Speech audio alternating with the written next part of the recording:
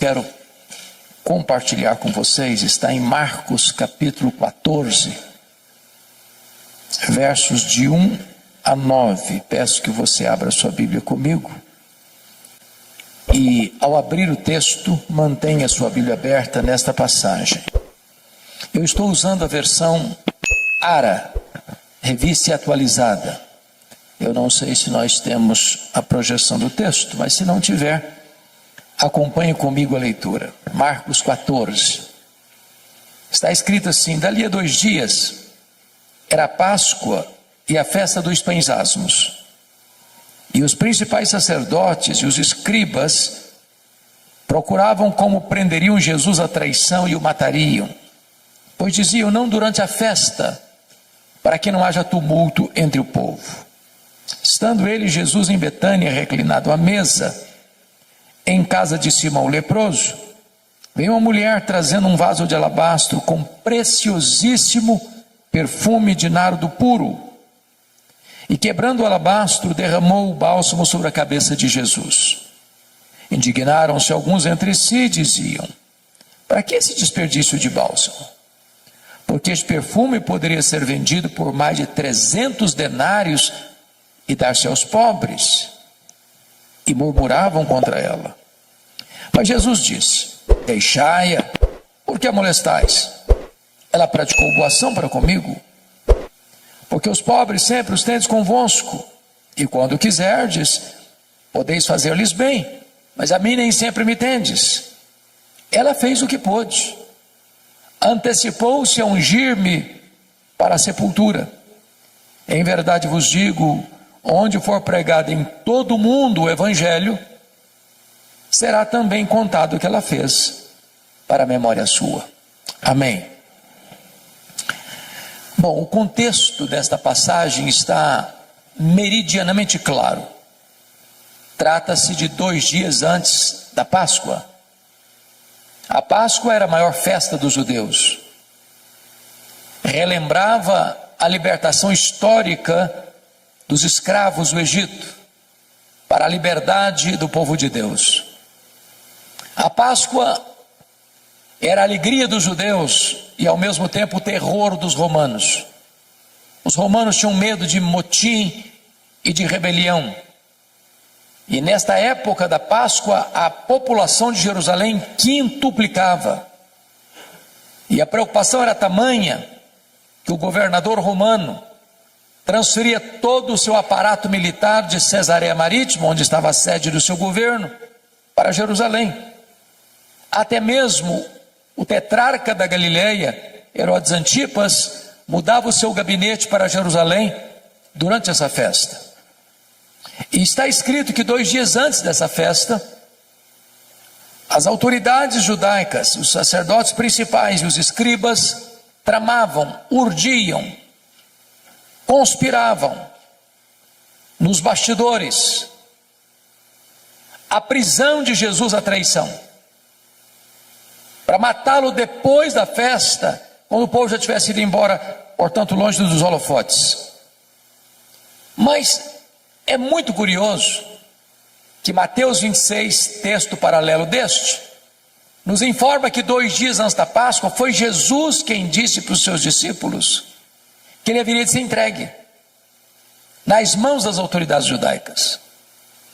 E aí você conclui que quando os homens tramam, urdem, conspiram, maquinam, pensando que eles estão no controle, eles estão apenas cumprindo uma agenda já estabelecida pelo próprio Deus. Quem tem as rédeas da história e controla o mundo, a história, a igreja e a sua e a minha vida, é o Senhor Deus, o Todo-Poderoso. Vale destacar que enquanto aqui em Jerusalém se trama a prisão e a morte de Jesus, ali bem perto, em Betânia, 10 quilômetros, uma família prepara uma festa para Jesus. E Jesus ainda hoje desperta sentimentos tão diversos. Ele é amado por uns, odiado por outros, adorado por uns, rechaçado por outros. É importante entender ainda que esse jantar que foi oferecido a Jesus em Betânia aconteceu na casa de um homem chamado Simão.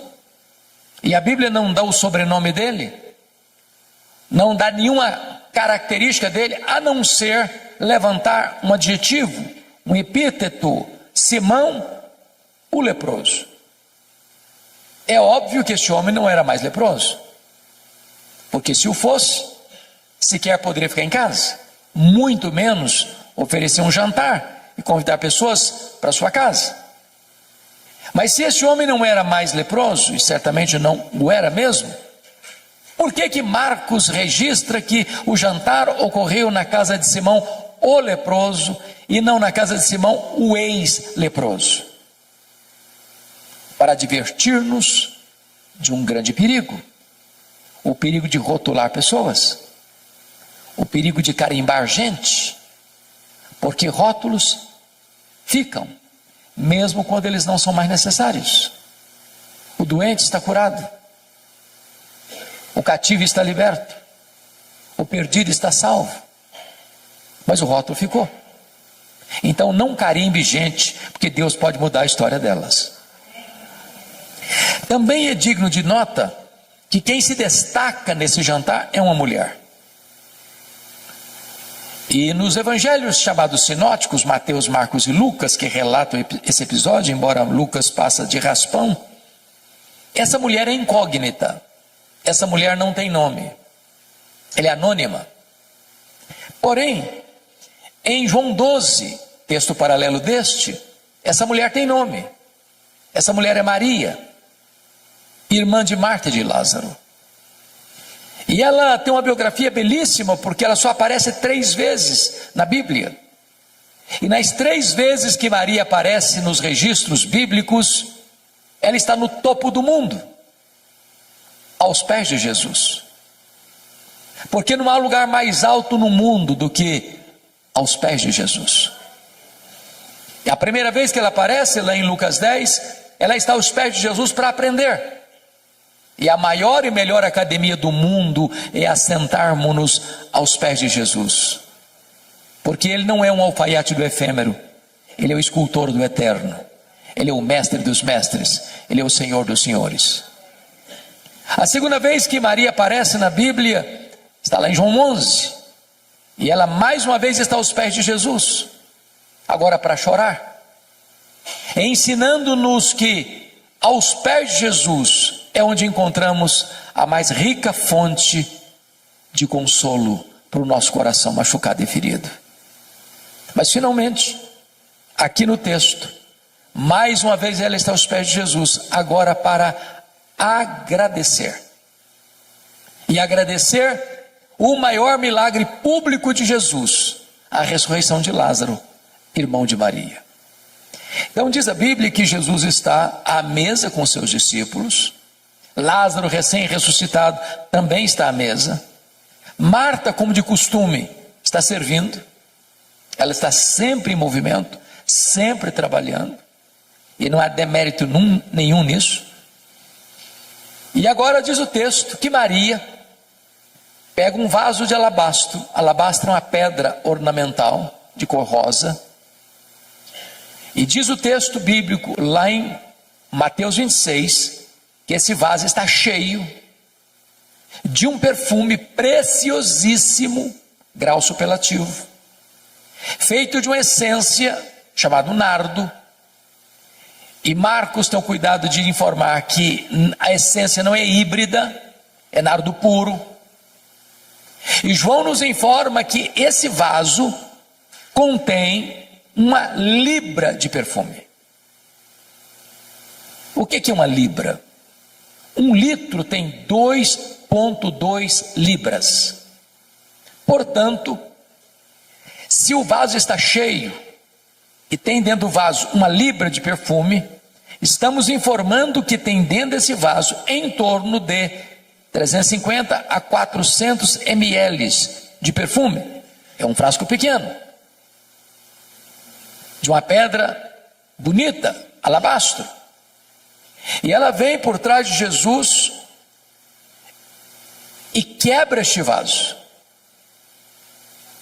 Toda a casa é tomada pelo perfume de João 12. Esse perfume escorre pela cabeça de Jesus toma todo o seu corpo, chega aos seus pés, e ela então enxuga os pés de Jesus com seus cabelos. Isso provoca uma reação imediata dos discípulos, capitaneados por Judas Iscariotes. Isso é um desperdício. Esse perfume poderia ser vendido por mais de 300 denários e dar-se aos pobres. E murmuraram contra ela. E Jesus sai em defesa de Maria e diz: deixai-a. Ela praticou uma boa ação para comigo. Os pobres sempre os tendes convosco, mas a mim nem sempre me tendes. Ela fez o que pôde. Antecipou-se a ungir-me para a sepultura. E em verdade vos digo, em todo mundo onde for pregado o evangelho, será contado o que ela fez para a memória sua. Portanto, agora eu quero, olhando para o texto, tirar daqui algumas lições para o nosso ensino. Primeira lição, confira comigo o verso 8. Ela fez o que pôde.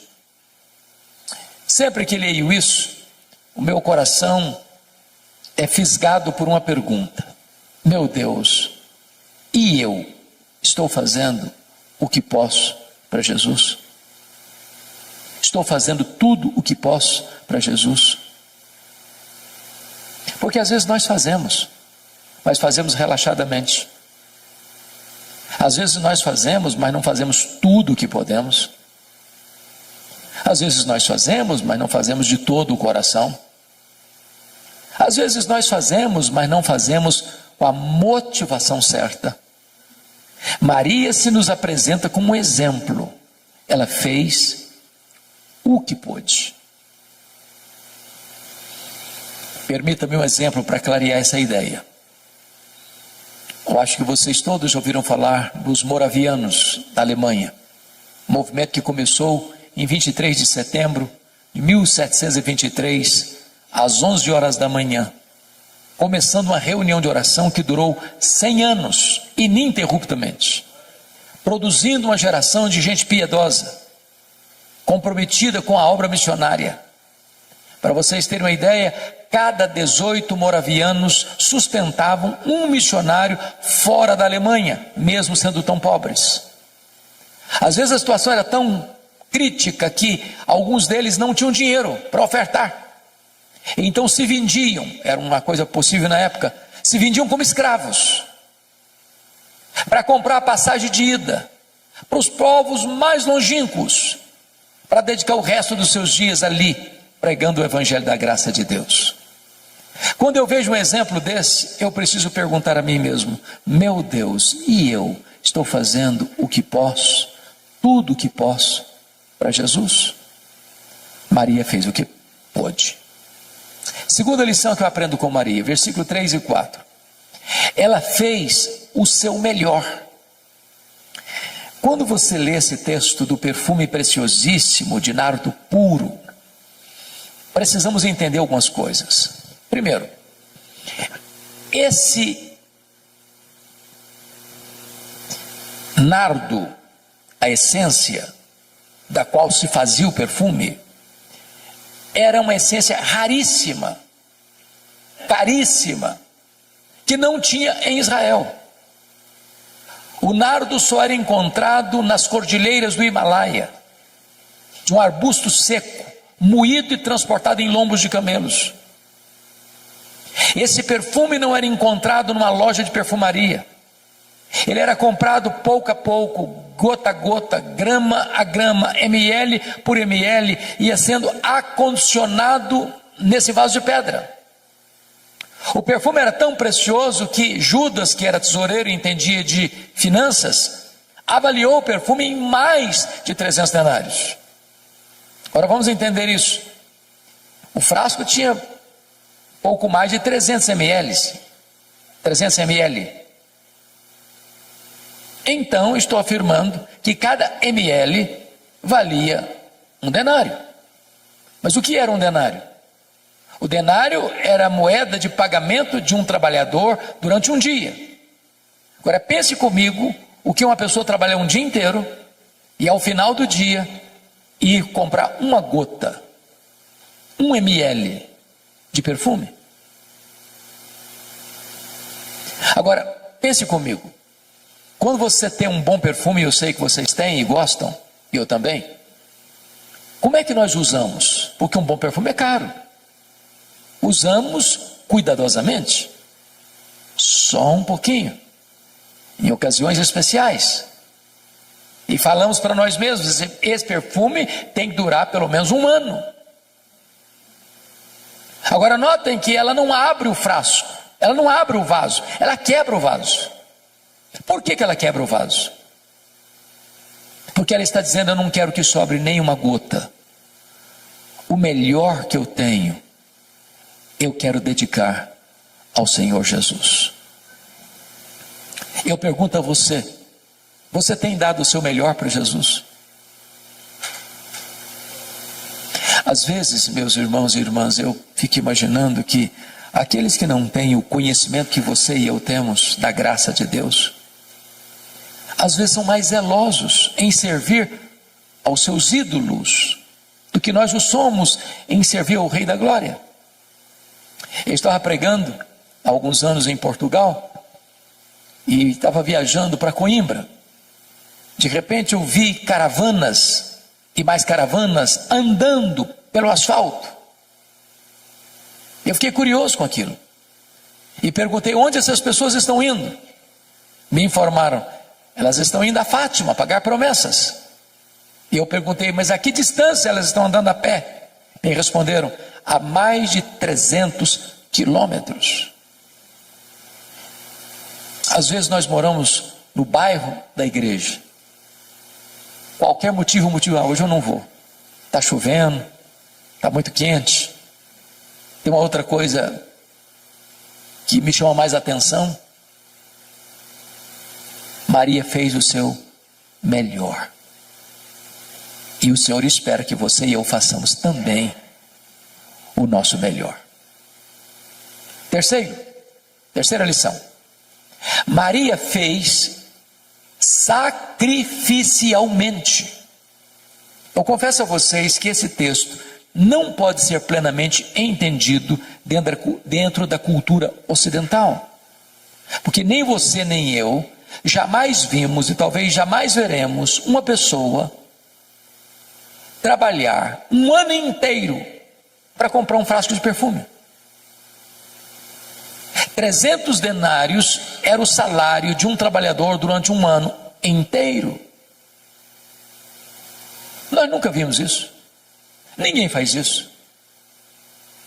Mas na cultura judaica, quando a menina fazia a transição de menina para moça, o que é tão rápido, ela começava a comprar gota a gota, grama a grama, ml a ml, esse perfume, acondicionando-o nesse frasco de alabastro para o dia mais sonhado e desejado da sua vida, o dia do seu casamento, o dia das suas núpcias.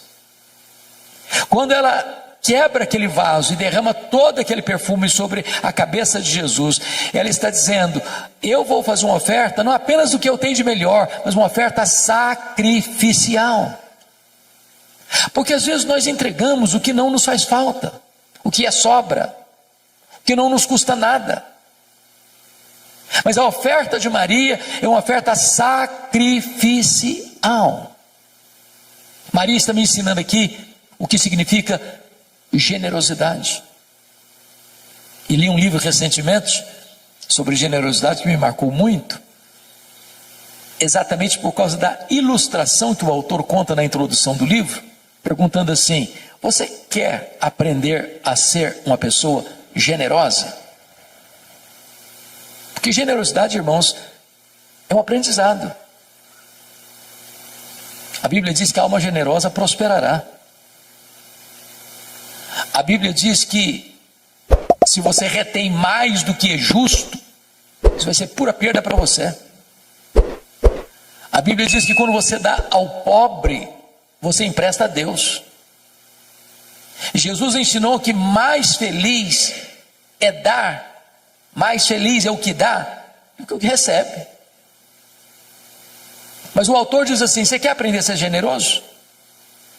Compre um vaso de vidro transparente, bote na sua sala, mas não ponha flor, ponha só terra, para você passar por lá todo dia e olhar esse vaso, para ensinar você duas coisas. Primeiro, de onde você veio? Você veio do pó.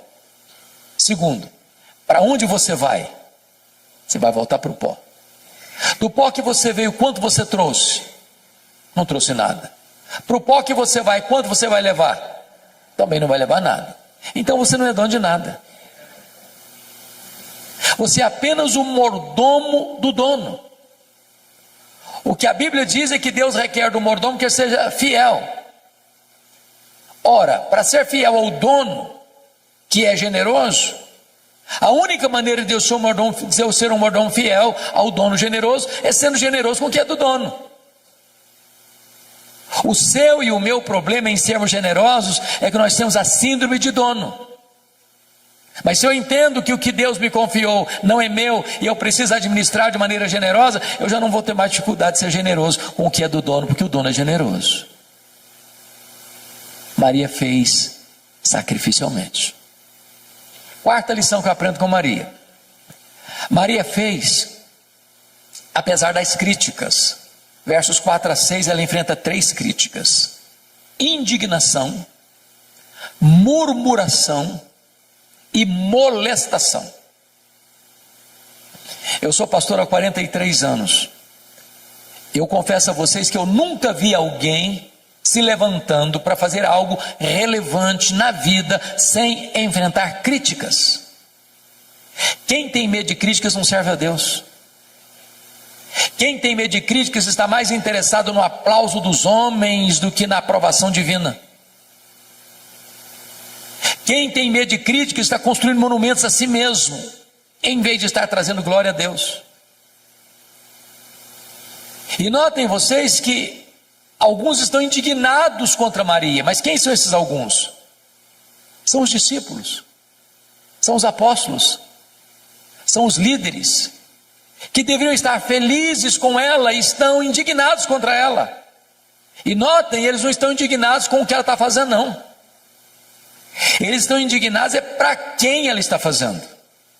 Se fosse para os pobres até que passaria, mas para Jesus, não, isso aí é um desperdício. E notem mais, eles não estão murmurando não, eles estão murmurando contra ela. Eu sei que esse assunto de murmuração já acabou há muito tempo nas igrejas, não tem mais. Mas naquela época existia. Bom, chegaram ao ponto de molestarem Maria. Molestação é crime.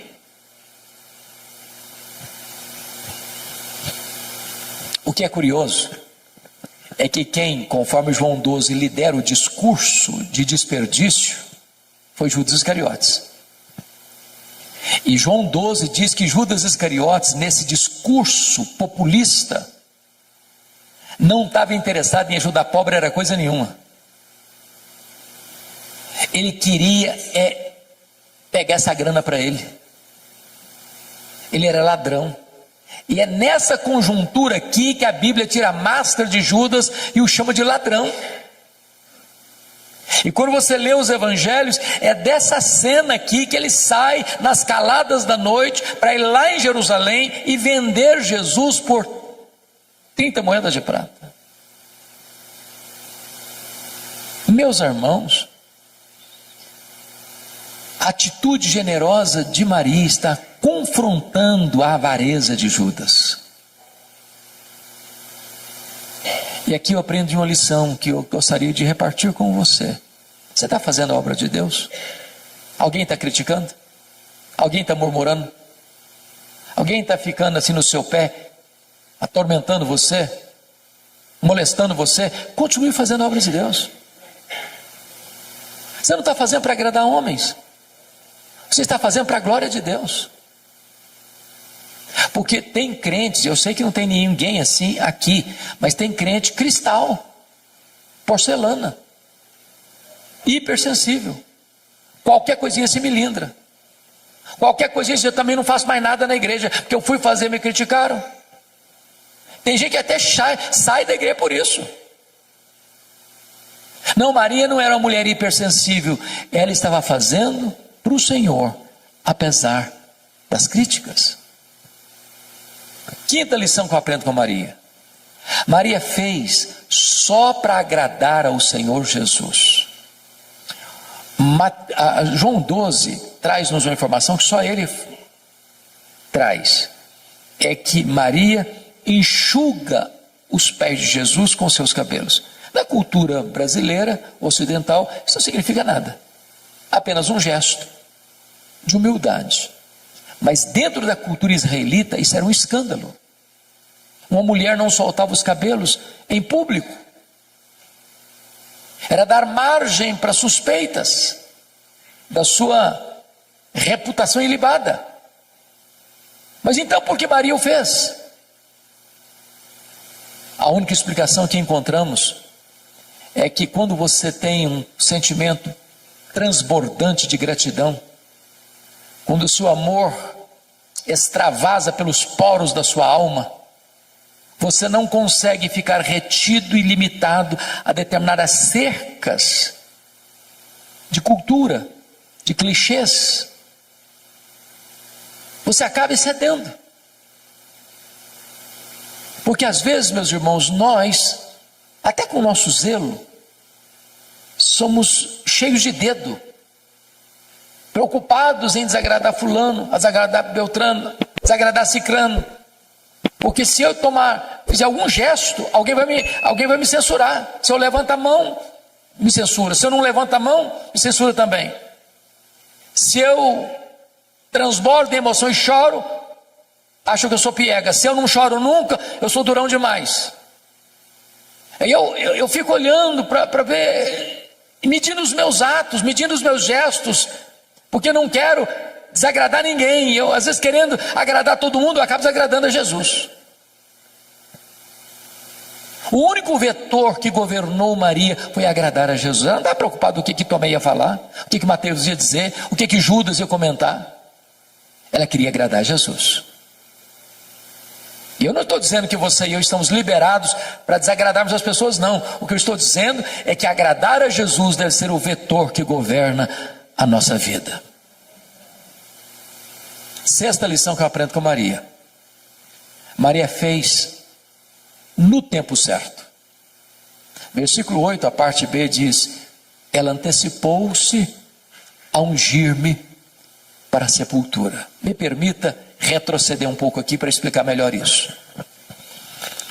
Vocês se lembram de Lucas 8, a partir do verso 3, que foram as mulheres da Galileia que bancaram financeiramente o ministério de Jesus. Eu vou falar baixinho porque tem mulheres no auditório. As mulheres são mais generosas do que os homens. É verdade. A história prova isso. Quem financiou o ministério itinerante de Jesus pelas cidades e aldeias da Galileia, tinham 204 cidades e aldeias, foram as mulheres. A Bíblia cita 3 pelo nome: Maria Madalena, Joana, Susana e muitas outras. Eu não sei quantos são muitas outras. Mas pense comigo aqui na cena. Tem Jesus, tem 12 apóstolos, 13. Tem Maria Madalena, Joana e Susana, 16 agora. Muitas outras, eu não sei quantas. Vamos imaginar que o grupo todo seja de 40 pessoas. De cidade em cidade, de aldeia em aldeia. Não tem hotel, não tem hotel fazenda. Não tem self-service.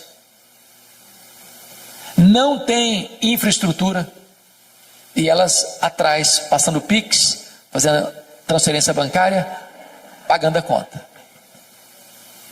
Nessa jornada é que Jesus diz para os discípulos e para elas que era necessário subir para Jerusalém para ser preso, para ser crucificado, para ressuscitar o terceiro dia. Quando Jesus vai, essas mulheres sobem com ele. Quando Jesus foi crucificado, os apóstolos todos, exceto João, se acovardaram. Mas essas mulheres da Galileia estavam presentes na crucificação de Jesus.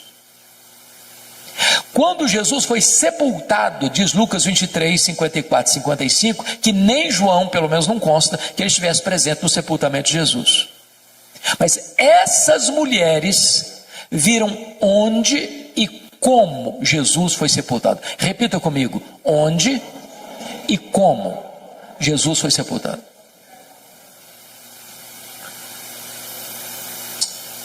Agora vamos entender um pouco melhor. Que horas Jesus morreu na cruz na sexta-feira? 3 horas da tarde. 3 horas da tarde. Hora nona. Que horas ele foi sepultado? A Bíblia não consta, mas tinha que ser antes de começar o sábado. Então encerrava sexta-feira, 6 da tarde, começava o sábado. Parava tudo. Agora, vamos pensar de novo comigo aqui, me acompanha o raciocínio. Então, entre a morte e o sepultamento, quanto tempo disponível se tem? 3 horas. Bom, morreu, ninguém tem autoridade de tirar o corpo da cruz. Só o governador pode autorizar. Ele foi crucificado fora dos portões. O governador está lá dentro dos portões, na fortaleza de Antônia. Também não adianta ter qualquer um lá que não vai nem receber, tem que ter alguém com trânsito. Então escolhem José de Arimateia. Ele chega lá no governador e diz: ó, governador, eu queria pedir permissão para sepultar o Jesus Nazareno, porque eu tenho uma sepultura nova que nunca foi usada, e eu vou emprestar para sepultar o Jesus Nazareno. O governador deve estar falando assim: não deu prazo para morrer não. E demora muito. Tem gente que fica um dia inteiro aí. Não, mas morreu. Não morreu. Mas morreu sim, senhor. Não, eu só acredito se o centurião vier aqui me falar que morreu. Não tinha telefone celular, tive que ir lá chamar o centurião, trazer o centurião aqui. Morreu sim, senhor, então tem que fazer um documento. Agora tem que ir lá no mercado comprar lençóis, mas tem que ir numa outra loja comprar perfumes. Agora tem que tirar o corpo da cruz, agora tem que limpar o corpo, agora tem que colocar perfume no corpo, agora tem que enrolar o corpo no lençol, agora tem que tirar daqui e levar para o túmulo, mas o túmulo é novo, nunca foi usado, tem uma pedra imensa para rolar, tem que rolar a pedra, tem que botar o corpo, tem que rolar a pedra de novo. Muito pouco tempo. E as mulheres estão lá de butuca, olhando onde e como Jesus foi sepultado. Eu não sei, a Bíblia não deixa isso tão claro, mas a compreensão que eu entendo, que eu tenho, é que logo que terminou o sábado, que hora que terminou o sábado? Sábado, 6 da tarde. Elas correm no mercado para comprar o quê? Perfumes. E por quê?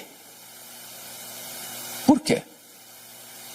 No meu entendimento, é que mulher não gosta de nada mal feito. Elas estão olhando, estão observando. Pensaram assim: esse serviço que fizeram ficou mal feito. Quando terminar o sábado, nós vamos voltar e vamos fazer esse serviço direito.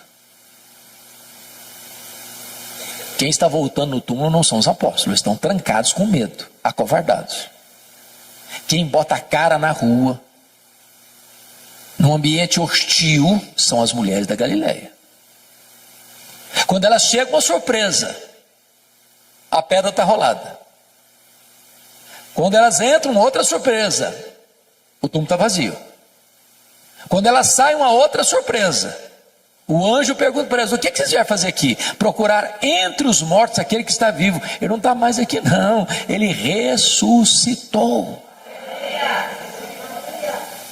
O que o anjo está dizendo para essas mulheres? Vocês fizeram muita coisa para Jesus, mas uma coisa vocês não fizeram: vocês não anteciparam a ungir o corpo dele para a sepultura. Agora ele não precisa mais. Lição aprendida? Faça no tempo certo. Há coisas, irmãos, que ou fazemos hoje ou nunca teremos oportunidade de fazer. A oportunidade passa. Nunca deixa para amanhã o que você pode fazer hoje. Nunca faça a oração de Faraó. Pediu para Moisés orar por ele, para as rãs irem embora amanhã. O problema era de hoje. Amanhã pode ser tarde demais. Eu não sei se vocês concordam comigo, há duas coisas que me chocam muito na cultura brasileira. A primeira delas são os nossos funerais. Irmãos, eu nunca vi ninguém receber tanto elogio quanto o defunto. Já viu? É uma rasgação de seda em cima do caixão que não tem mais fim. A pergunta é se aquela pessoa em vida escutou alguns daqueles elogios. Porque um defunto não fica feliz por você elogiá-lo. E ele nem se levanta do caixão para lhe dar um abraço. E se levantar, você corre também. Então não espere a pessoa morrer para elogiar. Que tem crente assim, muito espiritual, que diz, não, mas esse negócio de elogiar é um perigo, a pessoa vai ficar vaidosa. O que a Bíblia proíbe é hipocrisia. Mas um elogio sério, sincero, oportuno, é um bálsamo. A segunda coisa que me choca na nossa cultura é que defunto recebe mais flores do que vivos. Faz sentido isso? Não faz sentido, gente. Eu fui num funeral certa feita e contei 86 coroas de flores. Contrataram um caminhãozão para levar as flores, um caminhãozinho desse tamanhozinho para levar o defunto. E eu fiquei do lado olhando. Falei, meu Deus, para que tanta flor para o defunto? Coitado, não consegue cheirar um botão de rosa a mais. Mas sabe por que os mortos recebem mais flores do que os vivos?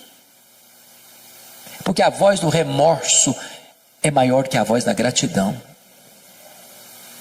Não espere a pessoa morrer para mandar flores. Mande flores enquanto ela pode admirar as flores.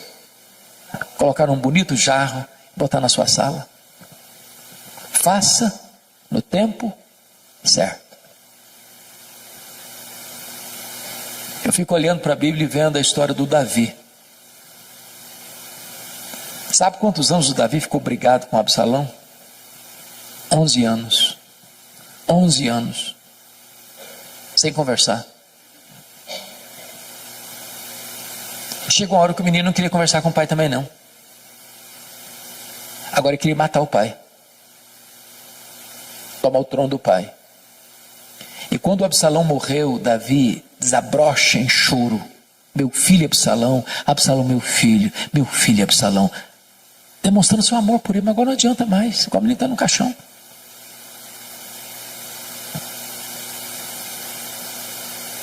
Não espere para amanhã. Faça hoje, enquanto é tempo. No tempo certo.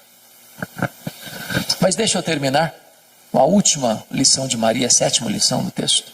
Versículo 9. Maria fez com reflexos para a eternidade. Jesus diz, em verdade vos digo, em todo mundo, onde for pregado o evangelho, será contado o que ela fez para a memória sua. E essa profecia de Jesus, proferida numa casa pequena, numa vila pequena, há 2000 anos, tem sido contada dos outeiros da história, nos ouvidos do mundo. E essa profecia se cumpre hoje, exatamente dia 8 de março, de abril, 8 de abril de 2025, um hotel fazenda em Poços de Caldas, Minas Gerais. A grande pergunta desse texto é o que é que você e eu estamos fazendo hoje que vai reverberar nas futuras gerações? Que marcas nós vamos deixar? Que legado nós vamos deixar para as futuras gerações? Eu não sei se você pensa nisso, de vez em quando eu penso. Qual vai ser a frase que eles vão botar naquela plaquinha de mármore branco que fica em cima da sepultura? Se Jesus não voltar antes,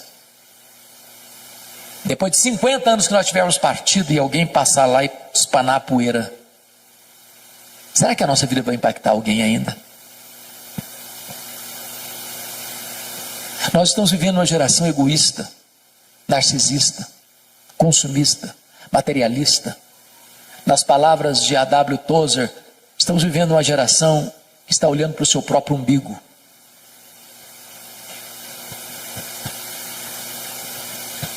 E eu queria então concluir a minha fala trazendo dois exemplos. Um da Bíblia e outro da história da missiologia. O exemplo da Bíblia tem a ver com o rei Ezequias. O rei Ezequias teve um pai terrível. O pai dele era Acabe, Acás, um homem terrível, idólatra, feiticeiro. Mas Ezequias, embora não tenha tido berço, foi um homem piedoso. Começou a reinar com 25 anos, reinou 29 anos, morreu com 54 anos. Ele foi tão piedoso que a Bíblia diz que não teve ninguém igual a ele, nem antes nem depois. Foi no governo dele aqui em Jerusalém que as 10 tribos do norte foram tomadas pelo Império Assírio. Quando ele tinha 39 anos, ele enfrenta 2 terríveis problemas. Primeiro, um cerco militar do mesmo exército que tinha tomado Samaria, agora cerca Jerusalém e dá uma ordem para ele: se renda, porque Deus nenhum poderá livrar você da minha mão. Se não bastasse isso, diz a Bíblia que ele sofreu uma enfermidade física, uma úlcera, que médico nenhum conseguiu resolver. E Deus manda o profeta Isaías na casa dele com uma palavra expressa: põe em ordem a tua casa, porque morrerás e não viverás. E o rei voltou-se para a parede e orou fervorosamente, chorou abundantemente. Deus respondeu a oração dele rapidamente e mandou de volta o profeta Isaías na casa dele. Diz: olha, eu ouvi a tua oração, eu ouvi as tuas lágrimas, e eu te curarei da tua enfermidade, e eu livrarei Jerusalém do poder da Síria. Deus escalou um único anjo que matou 185 mil soldados assírios ao redor de Jerusalém. Deus estendeu os dias de Ezequias, deu-lhe mais 15 anos.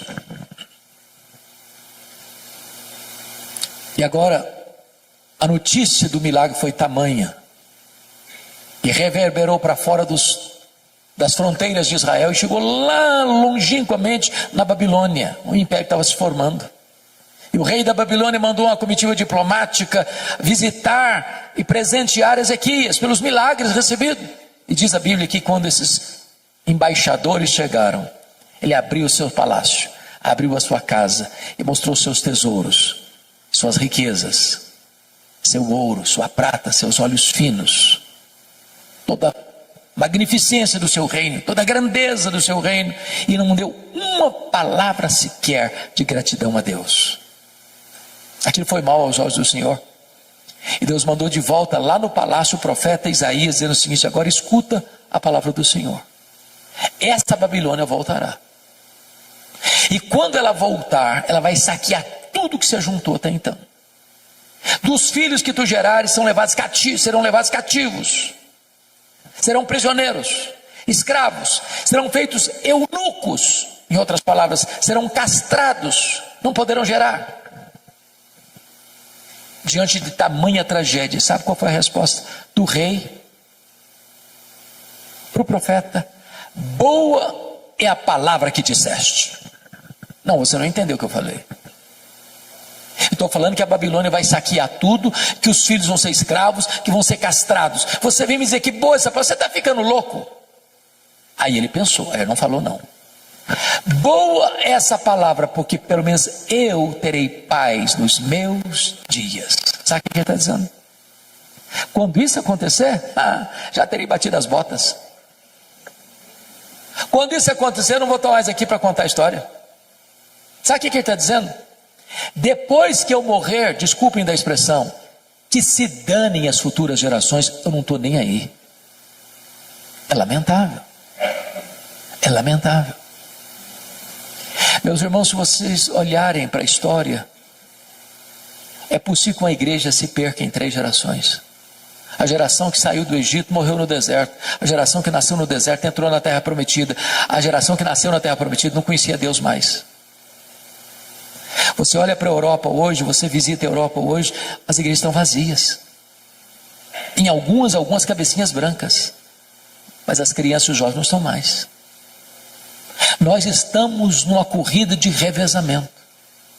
Se nós não passarmos o bastão da fé, o bastão do evangelho para os nossos filhos, para os nossos netos, as futuras gerações podem estar completamente apáticas ao evangelho.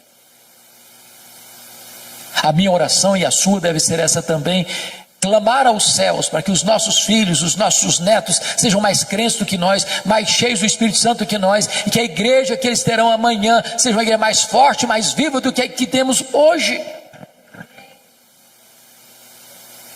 O segundo exemplo, para encerrar, da missiologia, é um missionário que foi usado poderosamente por Deus na África. Esse missionário é David Livingstone, e ele se dedicou a servir a Deus na África. Ele trabalhou na África, ele foi atacado por um leão na África, e ele continuou na África, ele adoeceu na África e morreu na África. Quando ele morreu, os ingleses foram para lá, para pegar o corpo dele e levar o corpo dele para a Inglaterra e sepultá-lo na Inglaterra. Os africanos disseram assim: vocês podem até levar o corpo dele, mas o coração dele vocês não vão levar. Ele amou a África e o coração dele vai ser sepultado na África. O que fizeram?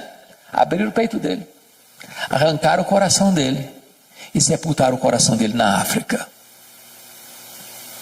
Quando você vai a Malawi, lá tem uma catedral de chão batido e uma placa de bronze na parede, para a glória de Deus e em memória de David Livingstone. Levaram o corpo dele para Londres, sepultaram na abadia de Westminster, onde estão sepultados os reis e os nobres da Inglaterra, e lá tem uma plaquinha de bronze, para a glória de Deus e em memória de David Livingstone. A minha oração, queridos, é que você e eu possamos viver de tal maneira que a nossa vida reflita a glória de Deus, e que as pessoas, ao lembrarem da nossa existência, possam ser motivadas a conhecer a Deus, a amar a Deus, a andar com Deus. Isso traga glória para o nome de Deus. Que você e eu possamos imitar Maria, que viveu aos pés do Senhor, para aprender, para chorar, para agradecer, fazendo o que pôde, fazendo o seu melhor, fazendo sacrificialmente, fazendo apesar das críticas, fazendo só para agradar a Jesus, fazendo no tempo certo, fazendo com reflexos para a eternidade. Que Deus nos abençoe. Amém.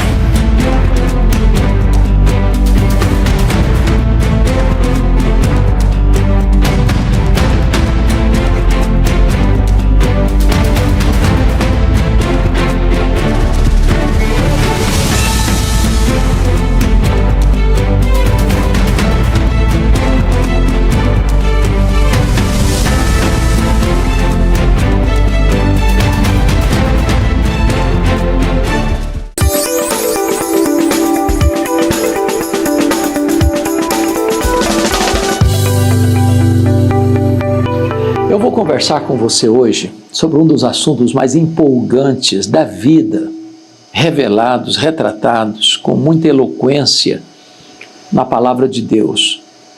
Hoje eu quero falar sobre generosidade, o princípio divino da prosperidade. Eu quero lhe fazer de início uma pergunta. Perdoe-me por invadir sua privacidade e fazer uma pergunta tão pessoal. Você é uma pessoa generosa? Você tem o coração aberto, as mãos abertas, o bolso aberto, a casa aberta? Eu quero trazer uma reflexão sobre isso para você. Porque aprender esse princípio é uma libertação do desapego das coisas materiais, onde você vai deixar de ser aquela pessoa avarenta para só pensar em você mesmo, para ser uma pessoa generosa e ter o coração franqueado para abençoar as pessoas que estão à sua volta precisando da sua ajuda e do seu socorro.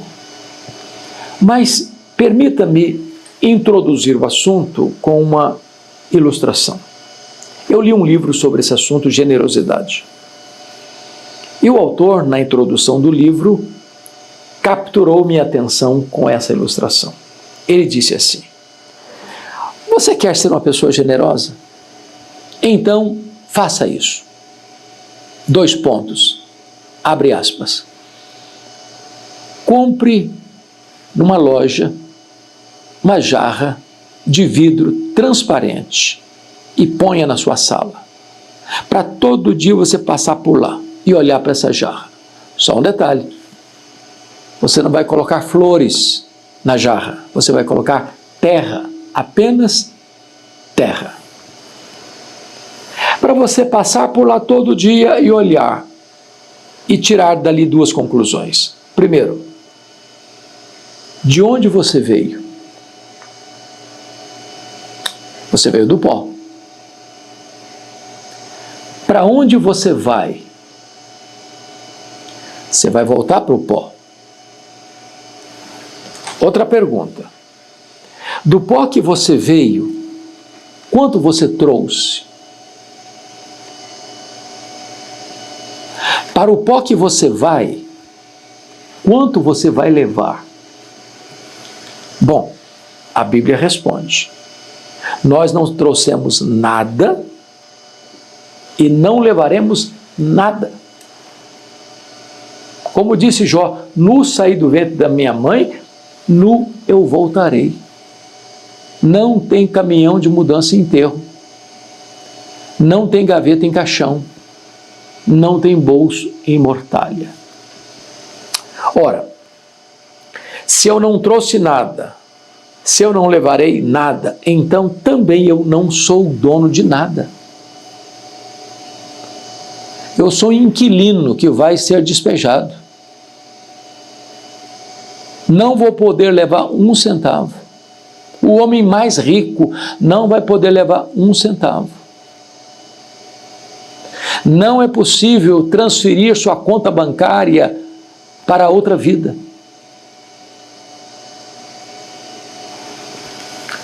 Agora, é importante entender esse princípio, porque o que a Bíblia nos ensina é que nós somos mordomos do dono. É isso mesmo, do Senhor é a terra e a sua plenitude, aqueles que nela habitam, até os animais do campo, tudo pertence a Deus. Ele quem dá, ele que tem poder de tirar. Ele quem faz o rico, quem faz o pobre. Agora, o dono é generoso. E se eu sou mordomo do dono, e o que se requer do mordomo é que ele seja encontrado fiel, a única maneira de eu ser um mordomo fiel do dono que é generoso é sendo generoso com o que é do dono.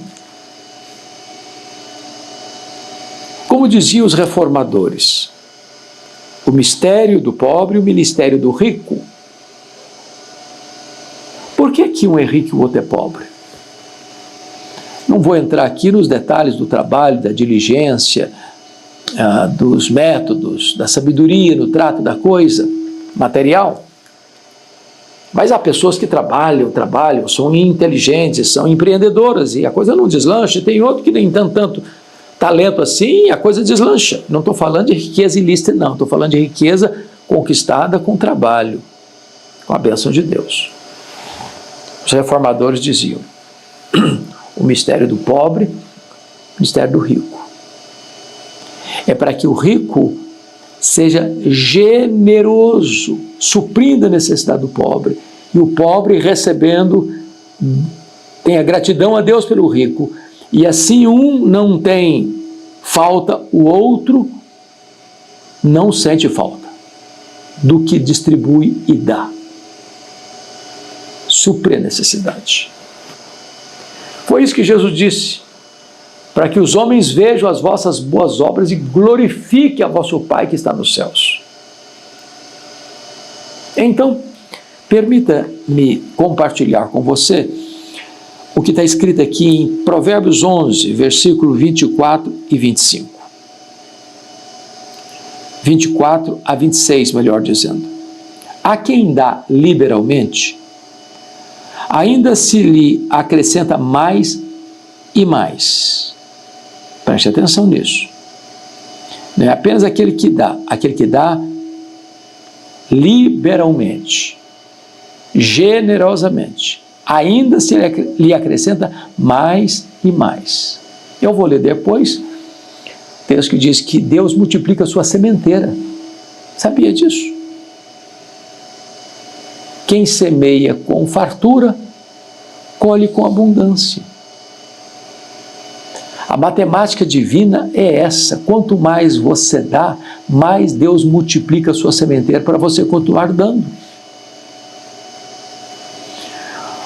Mas ao que retém mais do que é justo, ser-lhe-á em pura perda. Tem gente que guarda só para ela, vaza pelos dedos, pura perda. Então, se você quer encontrar o caminho da verdadeira prosperidade, é a generosidade, não a usura. Aquele que é avarento vai perder. Aquele que é generoso vai ganhar. Já dizia o missionário, não é tolo aquele que dá o que não pode reter para ganhar o que não pode perder. Agora veja o verso 25. A alma generosa prosperará, e quem dá a beber será descedentado. Então você, ao dar com generosidade, você tem suas necessidades supridas. Porque a Bíblia diz que mais bem-aventurado é dar que receber. A alegria de dar é maior do que a alegria de receber. Você se torna um abençoador. E as experiências que podemos ter com isso são maravilhosas, porque na medida que você semeia na vida de alguém que está precisando de um socorro, de uma ajuda, de uma assistência, Deus supre as suas necessidades e amplia a sua capacidade de continuar ofertando com mais generosidade ainda.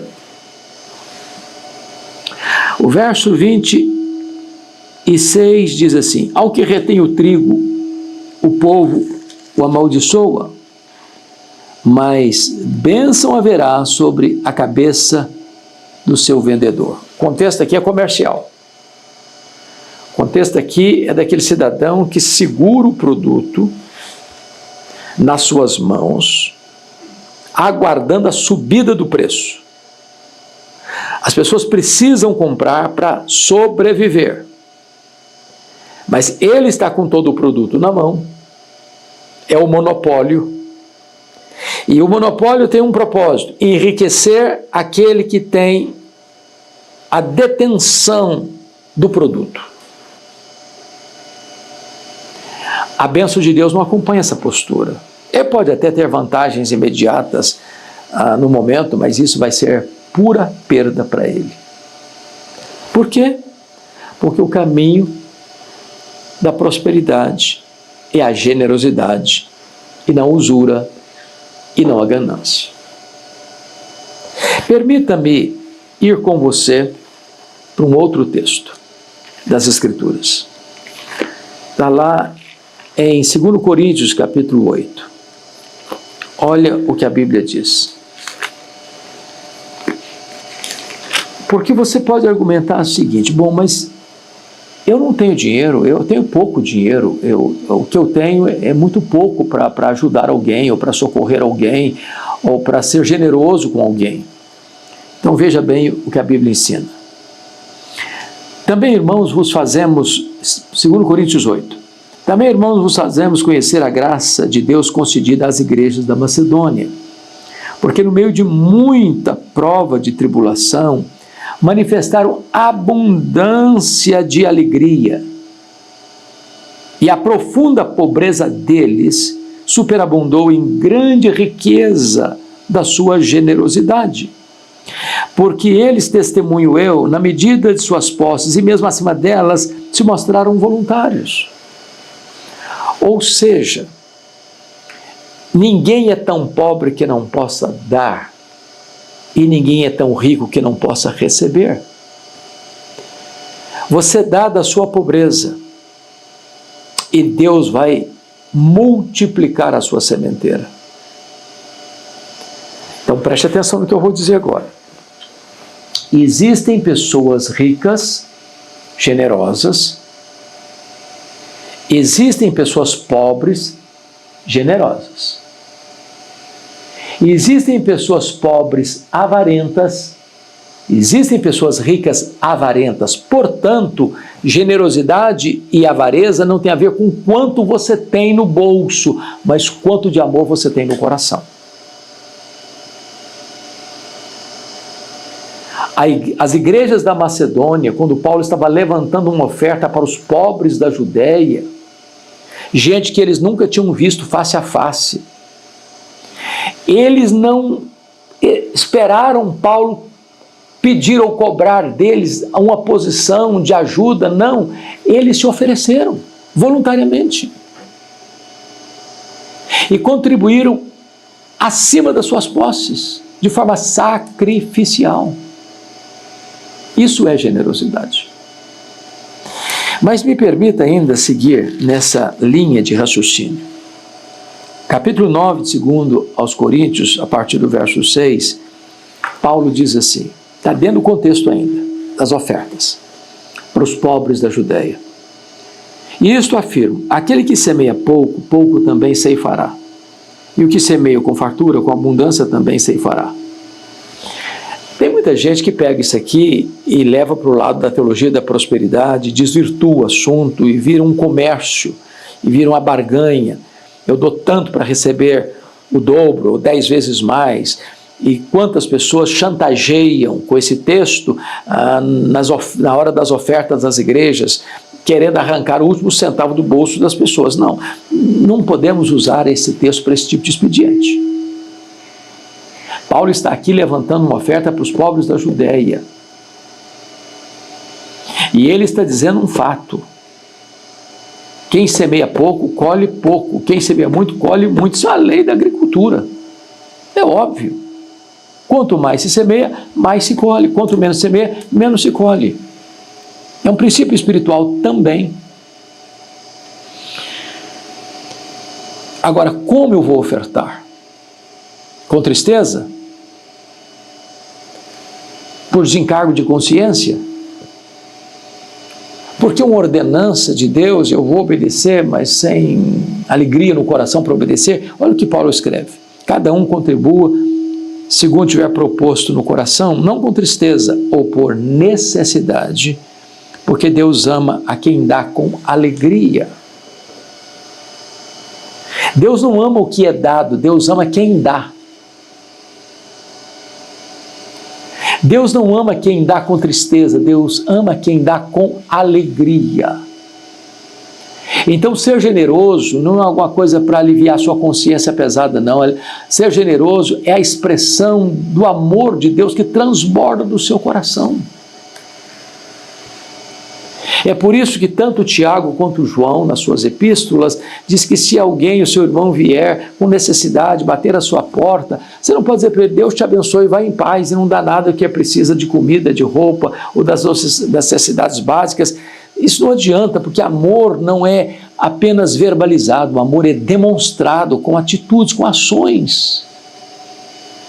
Generosidade. Mais ainda, me permita ir com você para a primeira carta de Paulo a Timóteo. E esse texto é contundente, porque Paulo está exortando agora algumas pessoas que têm dinheiro. Ele diz assim, exorta os ricos do presente século, que não sejam orgulhosos, nem depositem a sua esperança na instabilidade da riqueza. Então, para um pouquinho aqui. O rico corre um grande risco de ser orgulhoso, porque ele pode pensar assim: bom, eu sou rico porque eu sou esperto, eu sou rico porque eu sou inteligente, eu sou rico porque eu sou sábio, eu sou rico porque eu trabalho mais que os outros, eu sou rico porque eu tenho talento para a riqueza, eu sou rico. Ele começa a encher a bola dele mesmo. Ele acha que ele é o supra-sumo. Isso é um perigo, porque a Bíblia diz: riquezas e glórias vêm de ti. É Deus quem fortalece as nossas mãos para adquirirmos riquezas. A bênção do Senhor enriquece.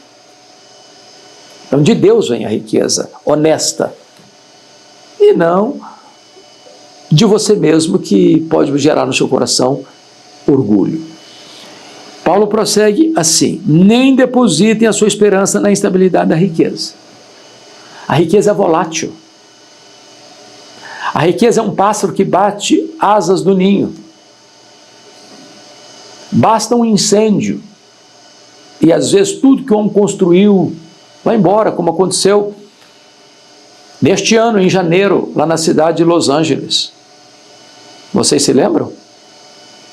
Num rico hotel, na premiação dos artistas e atrizes e atores, e diante da cerimonialista que dizia que referências foram feitas aos diretores, às mães, aos amigos, nenhuma referência de gratidão a Deus.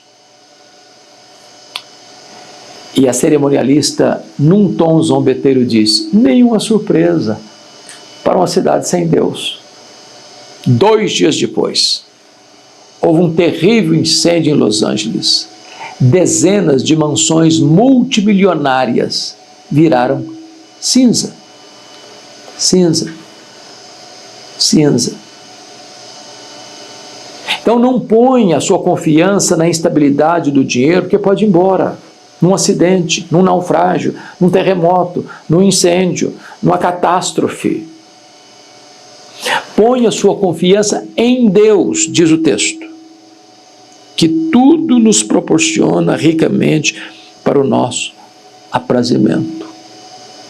E prossegue: que os ricos pratiquem o bem, que os ricos pratiquem o bem, sejam ricos de boas obras, generosos em dar e prontos em repartir. Então, se Deus lhe deu riquezas materiais, seja generoso. Abençoe pessoas. E prossegue: que acumulem para si mesmos tesouros, sólido fundamento para o futuro, a fim de se apoderarem da verdadeira vida. Nas palavras de Jesus, ajunte para você tesouros lá em cima, onde nem a traça, nem a ferrugem, nem o ladrão pode tomar de você. Então, me permita agora a aplicação final. Você tem ajudado financeiramente alguém? Você reserva parte do seu orçamento, pequeno, médio ou grande, para abençoar alguém? Que experiências você tem tido nessa área da generosidade? Eu tenho experimentado coisas lindas e chego à seguinte conclusão: Deus não fica devendo nada a ninguém. Sabe o que a Bíblia diz? Quem dá ao pobre, a Deus empresta. Está lá em Provérbios. E Deus não fica em débito com ninguém. Então, quero fazer um desafio a você, a colocar no seu orçamento, pequeno, médio ou grande, um valor, de maneira sistemática, para você abençoar. Qual é o horizonte deste abençoar? Primeiro, a sua própria família. Quem não cuida da família é pior que o incrédulo. Segundo, aos domésticos da fé. Terceiro, a todos os homens. Quarto, aos próprios inimigos. Se o teu inimigo tiver fome, dá-lhe de comer. Se tiver sede, dá-lhe de beber. Você vence o mal, não com o mal. Você vence o mal com golpes de bondade. você vence o mal com o bem. Quando você é generoso, você está imitando o próprio Deus, que é o Deus da provisão, que tudo nos dá com abundância para termos uma vida feliz, plenamente feliz. Seja generoso. Esse é o caminho da verdadeira prosperidade, não só financeira, mas da sua saúde, da sua alegria, da sua paz, mormente, sobretudo, da sua vida espiritual. Que Deus abençoe muito você.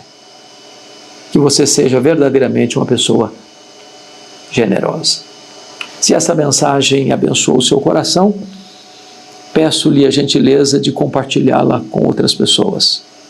Se ainda não está inscrito neste canal, nos ajude aí, se inscreva. Acione o sininho para que você possa ser notificado e receber todo dia uma mensagem inédita que Deus tem para encorajar o seu coração.